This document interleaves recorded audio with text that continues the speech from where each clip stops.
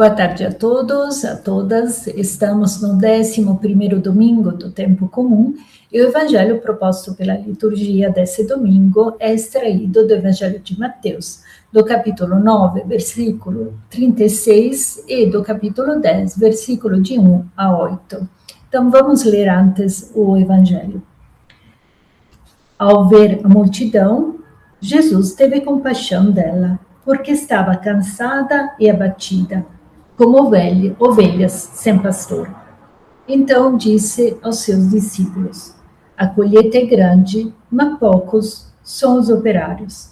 Pedi, pois, ao Senhor da colheita que envie operários para a sua colheita. Jesus chamou os 12 discípulos e deu-lhes autoridade de expulsar os espíritos impuros e de curar toda sorte de males e enfermidades. Estes são os nomes dos 12 apóstolos. Primeiro Simão, também chamado Pedro, e André, seu irmão. Tiago, filho de Zebedeu, e João, seu irmão. Filipe e Bartolomeu. Tomé e Mateus, o publicano. Tiago, o filho de Alfeu e Tadeu. Simão Zelota e Judas Iscariotes, aquele que o entregou. Jesus enviou esses 12 com estas recomendações: curai os doentes, ressuscitai os mortos, purificai os leprosos, expulsai os demônios. De graça recebestes, de graça dai. Então, nesses trechos, o evangelista apresenta, então, um quadro geral da atividade de Jesus para introduzir o tema da missão dos discípulos.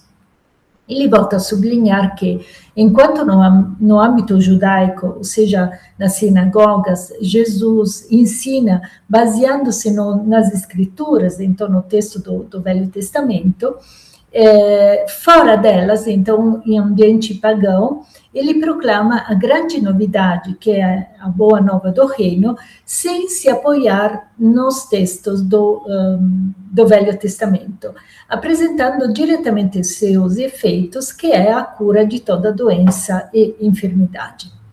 A reação de Jesus ao ver as multidões é de ter compaixão. E é interessante lembrar que a raiz do verbo, traduzido como ter compaixão, indica as entranhas, as vísceras, aquelas que eram consideradas a sede das paixões. No Antigo Testamento, esse termo é reservado exclusivamente a Deus, enquanto no Novo Testamento ele é atribuído a Jesus. Enquanto a misericórdia é um sentimento humano, a compaixão, que é sempre associada ao verbo ver, é um atributo exclusivo de Deus. Por quê? Porque se trata de uma ação divina que restitui vida a quem já não a tem. A compaixão de Jesus se deve à situação trágica, dramática, em que o povo se encontra. Moisés havia estabelecido que houvesse sempre um guia legítimo para que a comunidade do Senhor não seja como um rebanho sem pastor. No entanto, não havia pastores na época de Jesus. O povo se encontrava sem rumo e ele ia perdendo progressivamente as suas forças. Então, diante da escassez de pastores e do desorientamento das ovelhas, seria de esperar que a oração de Jesus pedisse ao Senhor que enviasse pastores para o seu rebanho. Ao invés disso, Jesus fala de operários para a colheita. Por quê? Porque o único pastor do rebanho é o Senhor. Ele precisa de colaboradores, de operários para essa atividade. Então, os discípulos são alertados sobre a gravidade dessa situação e devem tomar consciência, por meio da oração dirigida ao Pai, da urgência da sua missão como colaboradores na difusão do reino.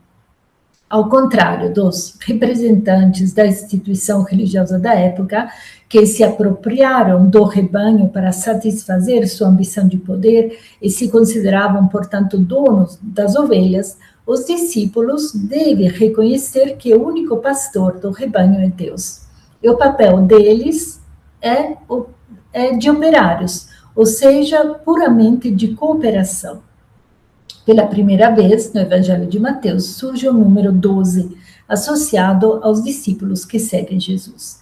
e esse número evoca as tribos de Israel e, aplicado aos discípulos, representa o novo Israel que caminha com Jesus. Se trata, então, de um sinal de esperança diante da realidade fragmentada em que o povo vivia, reduzido a apenas 2 tribos após o cisma político e religioso que tinha ocorrido durante o reino de Roboão.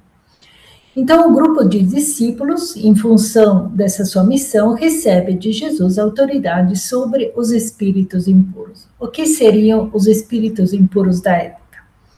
Ser impuro ou imundo era aquela condição que obstaculizava a comunicação com Deus, o 3 vezes santo.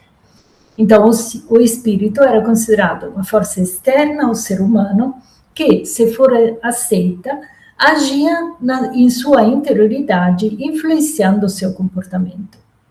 Então, quando essa força procede de Deus, ela é definida como santa, então o Espírito Santo, porque a sua ação consiste em separar o ser humano da esfera do mal e atraí-lo cada vez mais para o bem.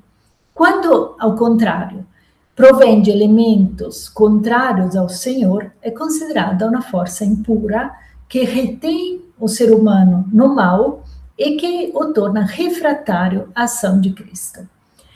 Então, Jesus não encarrega os 12 de ensinar doutrinas, mas de transmitir uma força vital capaz de libertar e de curar. E, de fato, mediante o anúncio da mensagem do reino, os discípulos poderão libertar as pessoas de tudo que domina, ou seja, o espírito impuro, e limita suas vidas, as doenças, enfermidades. A atividade deles será, portanto, um prolongamento da atividade do próprio Jesus. Esta é também a única vez no Evangelho de Mateus que aparece o termo apóstolos, que deriva do grego apóstolon, que significa enviados. Essa palavra não indica um título de honra ou uma categoria fixa, mas é a atividade dinâmica dos discípulos, que é sempre exclusivamente projetada para fora da comunidade. Jesus nunca lhes conferirá nenhuma função de liderança ou de encargo voltado para os outros membros do próprio grupo. O primeiro da lista dos 12 é Simão, apelidado de Pedro, do grego Petros, pedra, para indicar a sua teimosia. Seguem-se outros 3 discípulos já conhecidos, André, Tiago e João. Depois a lista prossegue com uma série de 7 nomes, dos quais o único já conhecido é Mateus, que é o cobrador de impostos. Então, no grupo de Jesus estão presentes inclusive os pecadores, então aqueles que por sua condição eram considerados excluídos de Israel. Exceto Mateus, os outros 6 não têm nenhum papel de destaque nos evangelhos, e seus nomes mudam até nas listas dos outros evangelistas. Então, em Lucas, Judas, filho de Tiago, assume o lugar de Tadeu, representando, então, em geral, o povo anônimo que segue Jesus. O termo cananeu, aplicado a Simão, não indica tanto a sua origem étnica, mas significa fanático, cheio de zelo. E Lucas, de fato, ele é chamado de zelote. Ou seja, ele pertencia ao partido armado dos revoltosos nacionalistas. Então, vemos que coexistem no mesmo grupo 2 personagens totalmente antagônicas. Tem um zelote, que combatia os estrangeiros e os judeus não praticantes, e um cobrador de impostos, alguém que não observava a lei judaica e recolhia tributos para os ocupantes romanos. Então, os antípodes. Demonstra, então, essa coexistência que na comunidade do reino não existem preconceitos sociais e não tem mais valor as velhas militâncias políticas ou religiosas. Colocado sempre em último lugar na lista está Judas Iscariotes, cujo nome evoca a Judeia, a região onde Jesus será assassinado, e que é indicado como traidor. Judas é conhecido como Iscariotes a partir do hebraico Ish, que é homem, e Keriot, uma aldeia da Judeia. Então, o primeiro e último da lista né, Pedro, Simão Pedro e Judas, têm uma característica em comum.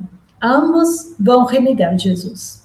O evangelista quer sutilmente sugerir como todo grupo de discípulos, no momento da aprovação, vai abandonar Jesus. Jesus envia então os seus para pregar o reino de Deus, e essa também é a única vez que ele dá uma ordem imperativa aos discípulos, sinal evidente que ele encontra resistência por parte deles. Eles estavam ainda impregnados da tradição de um Messias vitorioso, de um Israel dominador dos pagãos, exterminador dos heréticos. E os discípulos, então, ouvem a proibição de Jesus de ir, por enquanto, aos pagãos e samaritanos. A missão deles, no momento, está limitada às ovelhas perdidas de Israel. Então, somente após a morte de Cristo, quando o sonho de um Messias dominador estiver definitivamente despedaçado, é que os discípulos poderão ir também aos pagãos, então a todas as nações. A missão dos discípulos, então, consiste em realizar todas as ações de Jesus para prolongá-las no tempo. Jesus curou os enfermos, ressuscitou a filha de um dos chefes, purificou o leproso, expulsou os demônios. Então, os discípulos são chamados a continuar essa atividade de Jesus no presente. E, por fim, Jesus proíbe terminantemente os discípulos de taxar ou cobrar pelo amor que receberam de graça. Então, assim como o Pai ama sem condições, eles também devem transmiti-lo de forma gratuita. E essa gratuidade praticada pelos discípulos serve, além disso, para testemunhar que eles estão livres de qualquer preocupação material, demonstrando que não apenas creem, mas também praticam a plena confiança no amor do Pai. Então, nessa plena confiança no amor do Pai, eu agradeço pela escuta e nos vemos semana que vem.